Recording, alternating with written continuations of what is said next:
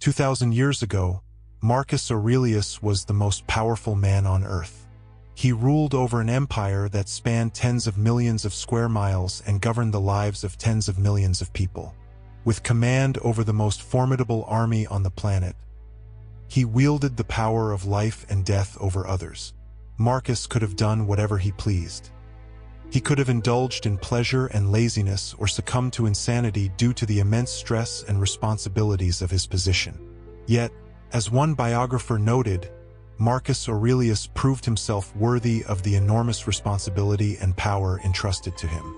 He didn't let the power corrupt him, nor did he crumble under the pressure. He managed it with grace and dignity. So what was his secret? What did his life look like?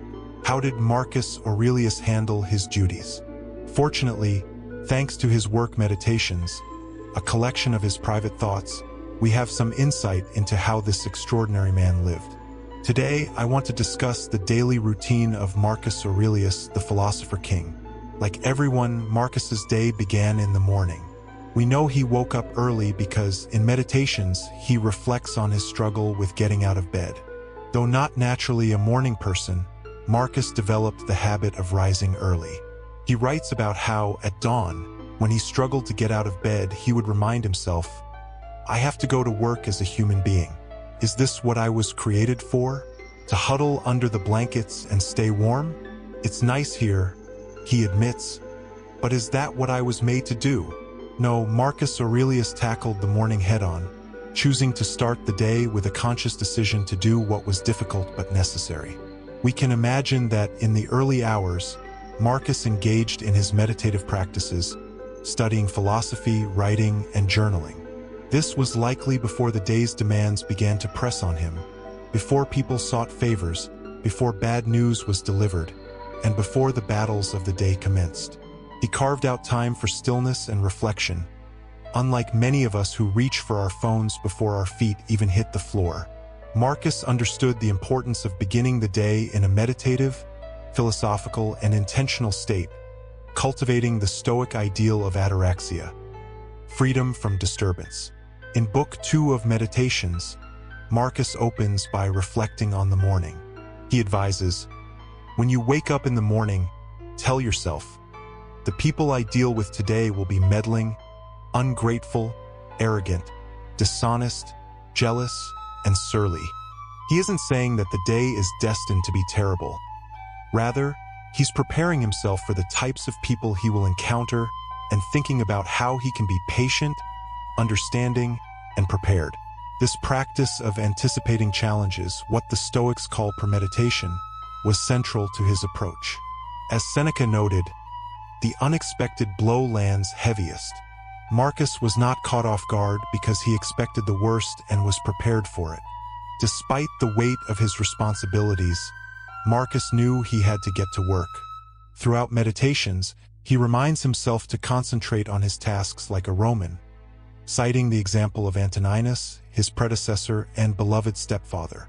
Antoninus planned his day meticulously, even scheduling his bathroom breaks to avoid wasting time.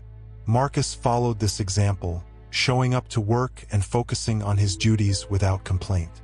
He emphasized the importance of not being overheard complaining, not even to oneself. His responsibilities included making decisions, hearing cases, addressing crowds, traveling, and leading troops into battle. Throughout all this, Marcus strove to stay focused, resisting distractions and practicing what Cal Newport would later call deep work, the ability to concentrate fully on the task at hand. Marcus's work style and philosophical beliefs are reflected in his daily routine. He was likely pulled into meetings with advisors, ministers, and ambassadors, where he listened to strategies and made decisions. He learned from Antoninus when to yield to experts, how to listen to others' opinions, and how to take criticism constructively. When corrected, Marcus saw it not as a personal affront but as a favor. Remaining in error, he believed, was the real harm. Marcus's life was undoubtedly stressful, but he approached his duties with the right mindset and kept his work contained. Balance was crucial to him. While he worked hard, he also ensured that he wasn't all about business. We know that Marcus was physically active, enjoying boxing, wrestling, hunting, and horseback riding. He often took walks and appreciated nature, as evidenced by the vivid observations he makes in meditations. For instance, he describes grain bending low under its weight and the flecks of foam on a boar's mouth. These passages suggest that Marcus found spiritual fulfillment in nature, seeing the world as a temple of the gods. Unlike many Romans, Marcus did not enjoy the carnage of the Colosseum. He disliked the violence and pointlessness of it. Although he often had to attend, he was known to be mentally elsewhere, absorbed in philosophical work, reading, or reflection. For Marcus, peace and relaxation were found within, not in the external world.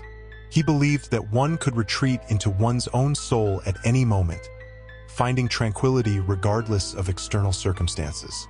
Marcus likely visited the baths daily, as he writes about washing off the dirt of earthly life, both literally and figuratively. The Roman practice of visiting the gymnasia followed by a cold plunge or hot bath was a crucial part of his routine. If you visit Aquincum, a Roman camp near Budapest where Marcus likely wrote parts of Meditations, you can still find the hot springs he might have used. Despite his immense responsibilities, Marcus was not all about business. He found ways to relax and rejuvenate so he could return to his duties refreshed. During Marcus's reign, he faced overwhelming challenges, including historic floods, the devastating Antonine Plague, wars, invasions, and coups. He also dealt with personal health and family issues.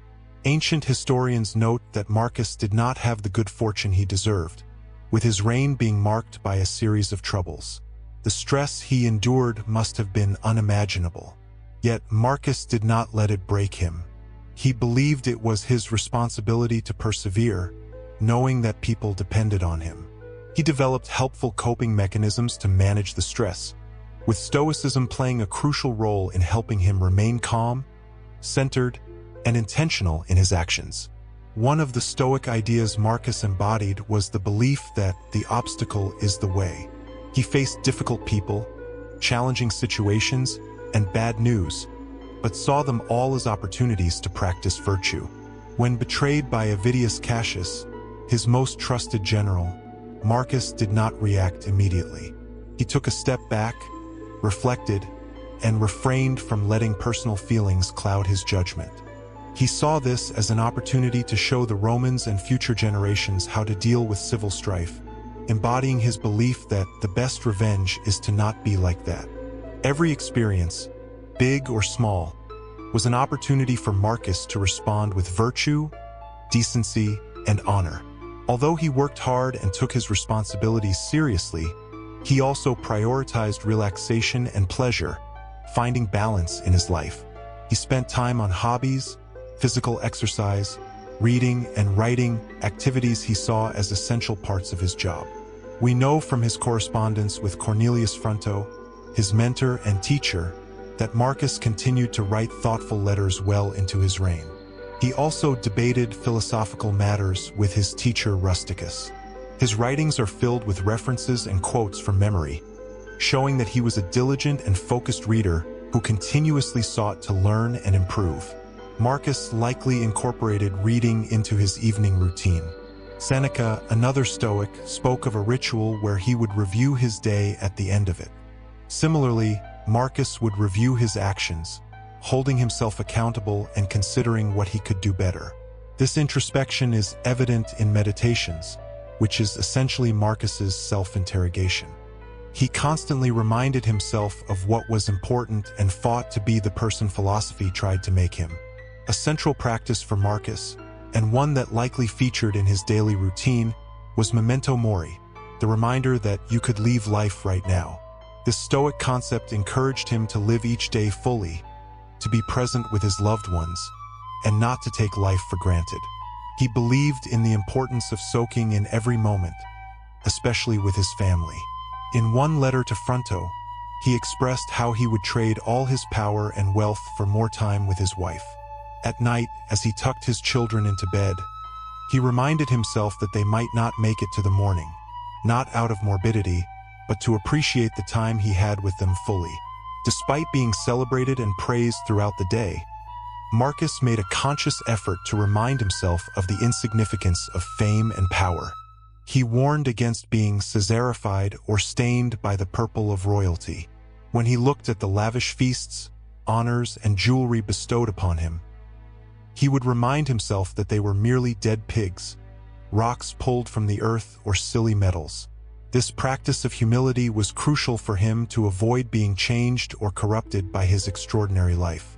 Marcus knew the importance of maintaining perspective, zooming out to see the bigger picture, and not letting success or busyness go to his head. At the end of each day, Marcus likely asked himself the same question we see in meditations. Am I afraid of death because I won't be able to do this anymore? He valued his time but was acutely aware of how easily it could be wasted. The Stoics believed that death was not something that happened in the distant future, but something that occurred every moment. Each day, each minute that passed, was a kind of death, and Marcus strived to make the most of the time he had left. Marcus Aurelius's daily routine was a blend of Stoic practice, hard work, relaxation, and reflection. He faced enormous challenges but managed them with grace, resilience, and a constant effort to align his actions with his philosophical beliefs. By focusing on what he could control and accepting what he could not, Marcus lived a life of purpose, balance, and wisdom, an example for us all. Thank you so much for watching. If you enjoyed this journey into the life of Marcus Aurelius, make sure to give this video a thumbs up. It really helps the channel grow and reach more people interested in philosophy and the wisdom of the ages. Don't forget to subscribe to Socratic Sage Sanctuary for more deep dives into the lives of history's greatest thinkers and the timeless lessons they left behind. Hit the notification bell so you never miss an episode. And I'd love to hear your thoughts. What part of Marcus Aurelius's daily routine resonated with you the most? Do you have any practices in your own life that are inspired by Stoicism? Let me know in the comments below. Your insights are always appreciated. Until next time, keep seeking wisdom and living with intention. Thanks for being a part of the Socratic Sage Sanctuary community.